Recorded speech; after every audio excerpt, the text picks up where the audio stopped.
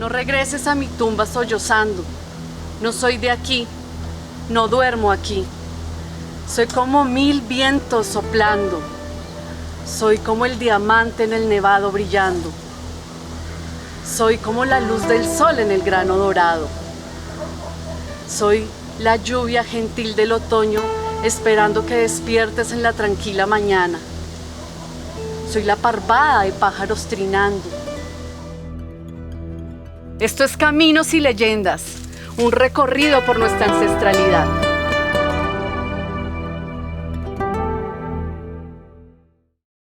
La leyenda es camino, el camino es leyenda, es decir, para saber hacia dónde ir, seguramente necesitamos una especie de sustrato cultural, porque precisamente uno de los problemas de las sociedades contemporáneas es que están totalmente desligadas de las raíces, sobre todo las de las ciudades.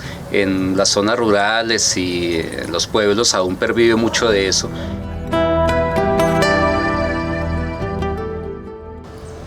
En el principio, el espíritu navegaba sobre las aguas. No, esa no es la historia que vamos a contar hoy. Vamos a hablar de los muiscas. Y en el principio sí, todo era oscuridad. Solo existía el negro y el vacío. Y de un momento a otro, una luz gigantesca aparece en el universo. Esa luz es Chiminigawa, el dios creador. Chiminigawa crea dos grandes y hermosas aves negras. No puede haber camino si no hay unas leyendas sobre las cuales uno se pueda parar para caminar. Es imposible. Y las leyendas son parte muy importante de la cultura de cada uno de los pueblos. En lo relacionado con las leyendas, especialmente de este municipio, tenemos una de las más antiguas que fue la Cueva del Moán. La Cueva del Moán, como el cacique de Chía era el heredero al reino de los chibchas de esta parte de la sabana, él era preparado desde muy joven con sus conocimientos sobre la astronomía, con el conocimiento del día y de la noche. Determinadas épocas allí había una especie de seminario en el cual pasaba muchos años aprendiendo los fenómenos de la naturaleza, y como ellos, su concepto religioso era panteísta, o sea que todo es sagrado. El agua es sagrada, los árboles son sagrados, el aire, todo era parte de la divinidad. De manera que ellos se preparaban, y en especial el cacique de Chía se preparaba para ser el rey de los chibchas de esta zona del territorio.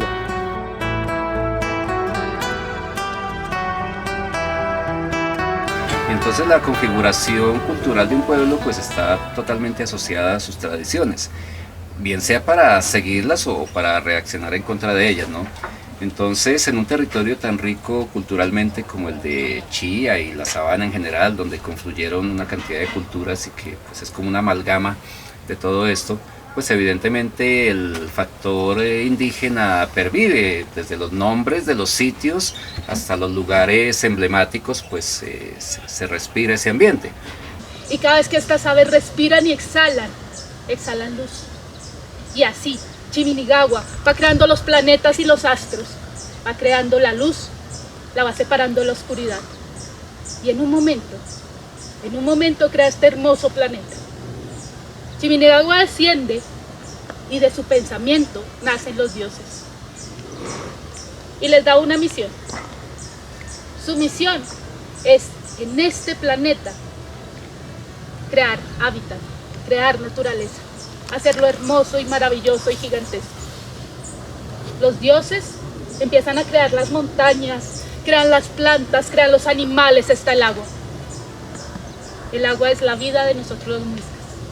Un debate, y uno de los escritores españoles, se llama Félix, pues dijo que le gustaba el relato, pero hizo por escrito una exposición pidiéndonos perdón a los americanos por lo que sus paisanos hicieron con nosotros. Allí era donde se preparaba él para reinar posteriormente. Él era siempre el hijo de la hermana del rey que estaba rigiendo en ese momento. De manera que por eso ese lugar era muy importante, pero lamentablemente con la llegada de los españoles ellos se encargaron de borrar absolutamente todo lo que había y de demonizar las tradiciones, etcétera. Chipchacún significa el báculo de los dioses. Y él es la lluvia. Es un gran titán, es inmenso, gigantesco. Y a veces le gusta bajar a la tierra. Nosotros lo podemos oír desde lejos porque su luz y los truenos nos anuncian su presencia. Dicen que solamente su esposa, la hermosa Chía, la hermosa Huitaca, puede calmarlo con sus cantos y convencerlo de volver a los cielos. Huitaca y Chipchacún tenían un hermosísimo matrimonio, por llamarlo de alguna manera. Se contaban todo. Y Chipchacún era el protector de Bacatá.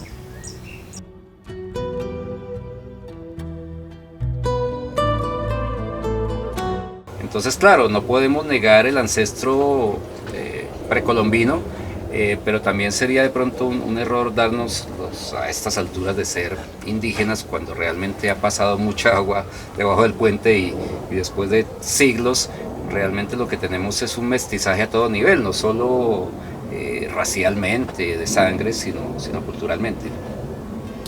En cuanto a los caminos, tenemos la tradición de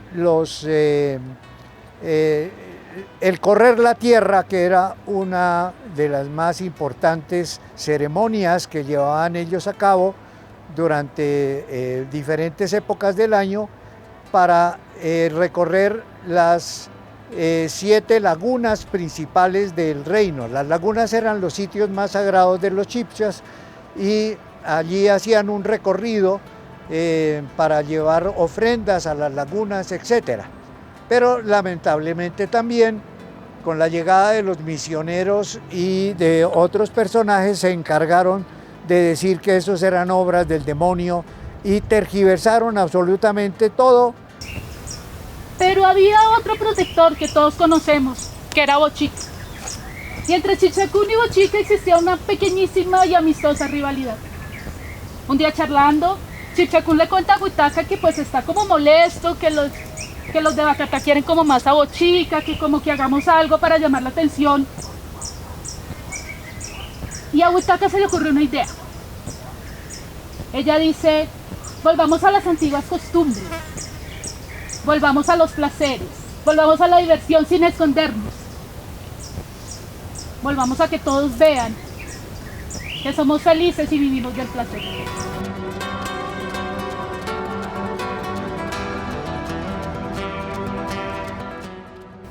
Desde luego la tradición española pues borró buena parte de esto, lo distorsionó, en fin, pero finalmente lo que se da es una especie de sincretismo donde pues, la conformación actual es el fruto de ese crisol de razas, ¿no?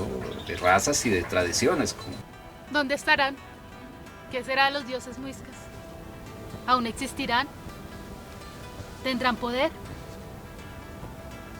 Yo conozco la historia de un caminante que no sabe nada de él, un caminante que no recuerda su pasado, un caminante que va a hacer el camino de las lagunas para purificarse y se va a presentar ante la diosa para pedir ayuda. No recuerdo exactamente cuáles son las pruebas que va a tener, pero serán variadas. Tendrá quien lo acompañe, recordará saberes. Y es probable que este caminante recuerde quién es. Es probable que este caminante tenga historias y tenga mucho más que enseñarnos a nosotros. Pero el caminante no recuerda su nombre, ni el nombre de la diosa. Solo sabe que ante ella debe rendirse para lograrse entender. el relacionado con las pinturas rupestres que se han encontrado aquí desde tiempos inmemoriales en la sabana de Bogotá. Y a propósito del descubrimiento de las pinturas rupestres de la serranía del Chiribiquete, cobran actualidad y eso acentúa la teoría de que los primeros habitantes de la sabana de Bogotá, o sea los prechipchas, vinieron de la zona de las selvas y los llanos orientales. Quiero que vengan de las culturas aquellos que critican sus culturas, no para que nos vengan a decir esta cultura es la maravilla, sino para que desde el interior de cada cultura se haga una reflexión, y eso me parece muy importante. Entonces creo que una base de tradición y de cultura es muy importante, en algunos casos para seguirla quizás, para tenerla como referente, pero también en algunos casos para cuestionarla. Chichacún, luego de una gran pelea con su esposa, decidió castigar a Bacatá. Tomó las aguas del río Sopó y trajo la lluvia e inundó la sabana. Lo hizo de tal manera que los muiscas se asustaron y volvieron a Bochica. Hubo un gran enfrentamiento entre Bochica y Chipchacún. Bochica castigó a Chipchacún haciéndolo cargar la tierra en sus hombros. Cuando tiembla es que Chipchacún está cansado y lanza la tierra de un lado al otro. Para calmar a los habitantes de Bacatá, Bochica toma su báculo y abre la tierra en dos. Así castigó a Chipchacún. A Huitaca la castigó haciéndola una lechuza y luego la luna. Y así nos dio también el salto de Tequendama.